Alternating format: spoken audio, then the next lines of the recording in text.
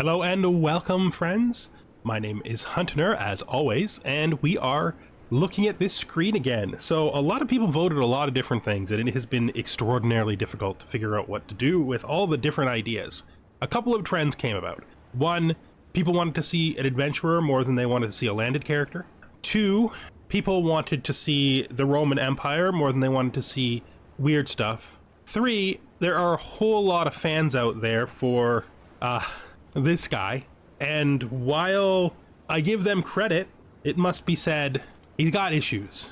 For one, for some reason he's in a matrilineal marriage with his wife, but he produced children in his dynasty.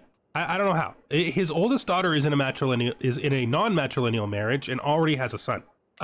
His second daughter is in a matrilineal marriage and has no children, but his situation is actually quite catastrophic. He would immediately need to divorce his wife. It's not impossible. I think he is interesting. And when we look at the vote, you're going to see how close this really came. So I set it up like this, okay?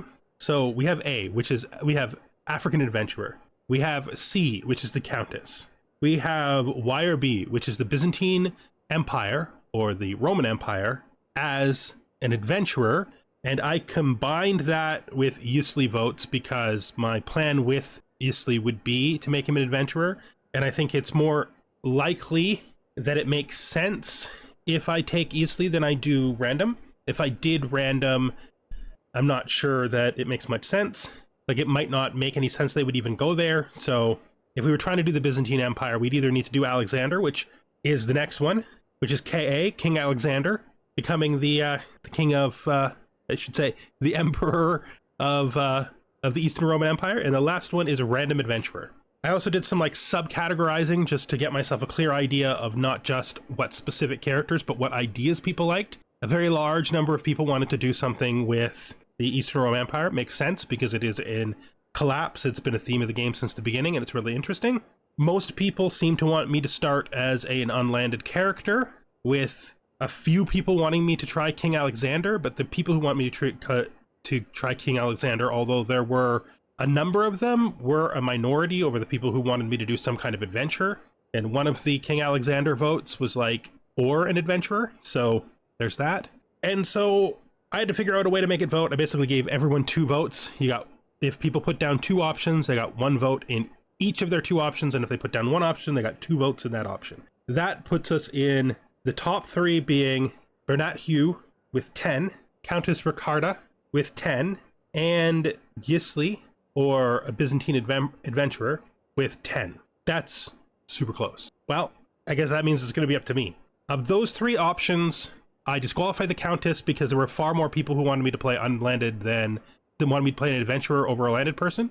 So that disqualifies her because I think the people who wanted an adventurer clearly made their will known. And so that means, do we go to Africa with this guy who's in a real weird situation who I know nothing about and would have to write a whole character for? Effectively, it would be like starting the game again, which is not a bad thing. Or do I go with the king's beloved son, his second son, Vyshislav? If we look at King Demetrius here, we can see that his son here will be entitled to inheritance, but not much, like a county or so, because of the high partition. So him going off, renouncing his claims, and making a name for himself in the south, that was actually hard to say. Self in the south would be worthwhile. I prefer, from a storytelling standpoint, if we are going to do Byzantine Empire, I prefer Vyshislav over random. Only a smidge, because Vyshislav is, it'll be easier for me to establish. I'm going to already not be able to do an episode today because there's simply no way I can build a character interesting enough to validate a brand new episode with a completely different start. Effectively, I'm going to be treating this as if it is a new series. I haven't sort of come straight out and said it, but I am.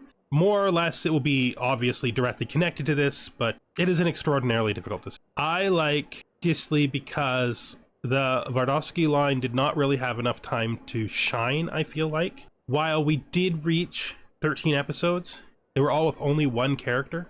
It would be nice to be able to continue with them. As a character, Vyshislav is the superior character in the superior position.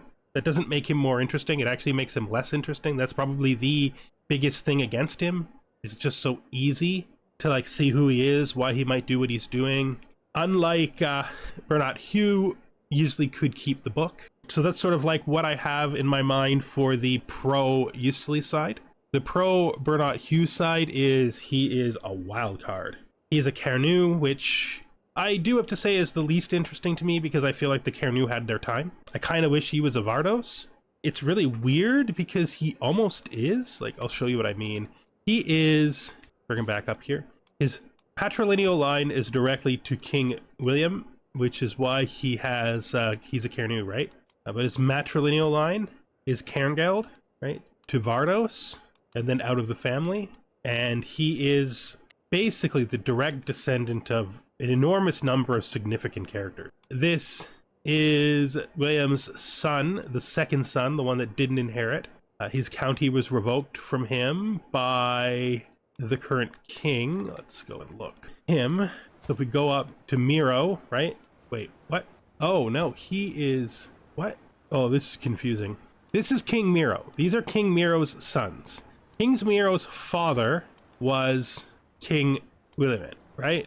King Miro's brother. Yeah, okay, there we go. That's it. That, I don't know why I'm confused. So King Miro's brother is... Yeah, that's right. Okay, so he's directly in line, right? His older brother, blind, also named William. And then we have Bernat Hugh.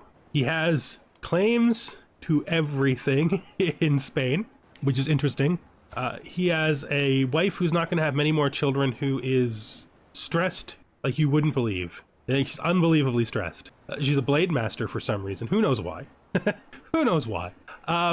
Eager reveler, hunter, and a skilled tactician. He has a level 3 learning education, scholar, eager reveler, herbalist, architect, comely, and he's a mare trainee. His eldest daughter is in a regular marriage and has a son already, who will inherit outside of the family if we don't get a son. His younger daughter is matrilineal, which his older daughter would preferably be, and has no children yet, because she's only 17. His wife is too old to reliably give him more children, and she is a nasty person. They probably get along okay, I don't know, there's no way to tell until I start it.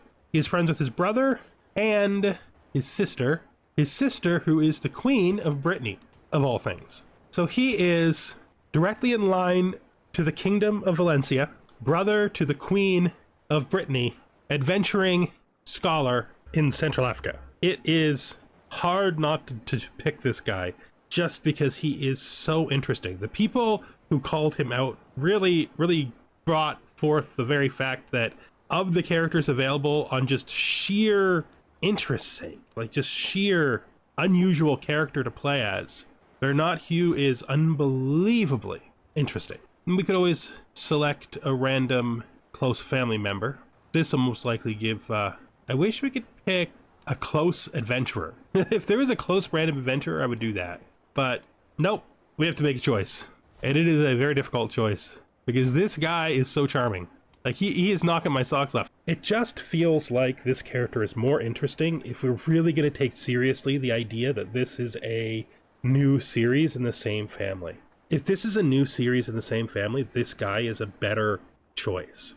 If we're just continuing the line to take over the Byzantine Empire, I think as an adventurer, Ysli is a good choice. He's just so very good. And strangely, I'm not that fond of starting characters that are this good, right? Like, he's literally friends with his king father. There's a good chance that if his older brother does even the slightest thing wrong, he will end up king.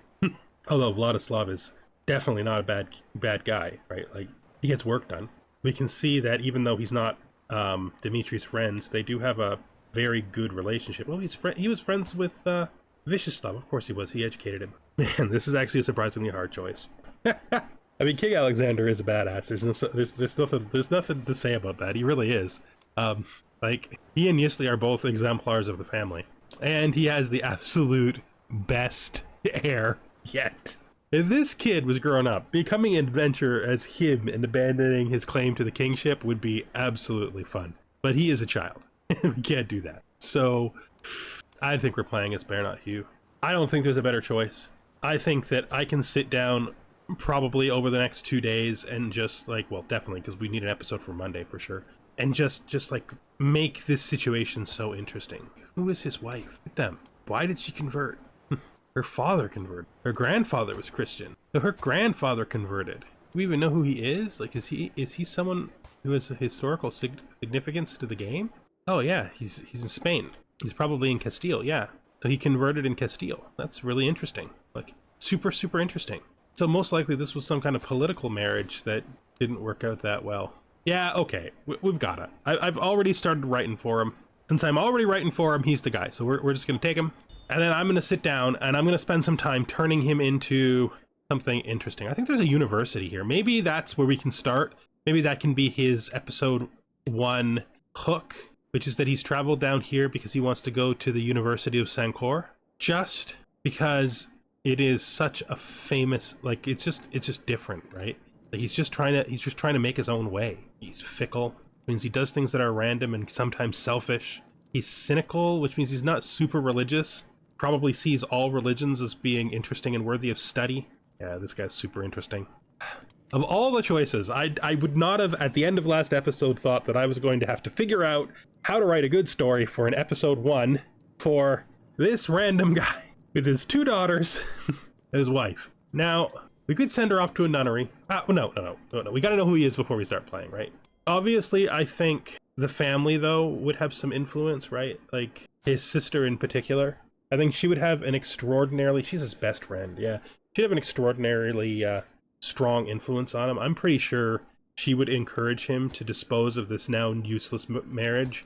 They do like each other okay, but she's not a very good person. She's not very happy either, and she's been denounced by her dynasty because she's a Catholic, which isn't great. For some reason, she's a blade master. That's scary. Yeah, so I'm going to spend time this weekend writing a character with this guy as the basis, and then we're going to go on an adventure. Eventually it is going to go to Greece, but I think we're going to at least start down here in Africa. I'm not going to land him quickly. I may not even land him in this generation. I think since we've chose an adventurer, we should spend some time with it, right? No reason to rush out of being an adventurer right back into being landed. I think it's a good transitional state. Maybe his son or his daughter. She's a weird looking woman. No, she just has really big eyes. And the shadows on her face make it look like she's weird looking. Actually pretty normal looking. Or is it? Garden just has better light, usually.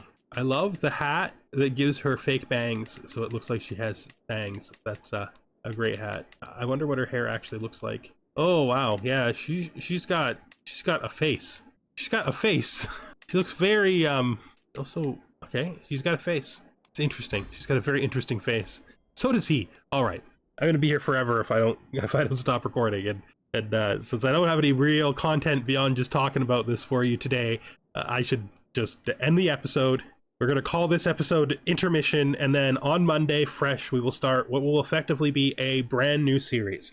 It'll stay in the same playlist, which means YouTube probably won't acknowledge it as a brand new series, but still, it will be its own hook, its own start, its own purpose, with Bernard Hugh, heir to the throne of Valencia, best friend and brother to the Queen of Brittany, on an adventure to become smart, and then I think who eventually visit the fabled, because they would be pretty fabled in Valencia, branch of the family that lives up in Kyiv, and then maybe settling down in an island or something, off the coast of Greece. Thank you for watching, and I hope you join me for that first episode, because I think it's going to be a good one.